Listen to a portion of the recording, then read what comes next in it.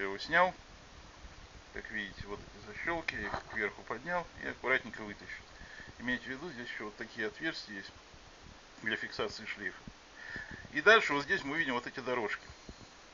И вот эти дорожки часто со временем теряют свой контакт. Тогда берем обычный графитовый карандаш и, скажем так, по новой рисуем вот эти дорожки. И в принципе все, потом обратно все собираем, и все работает. Надеюсь, кому-то помогло.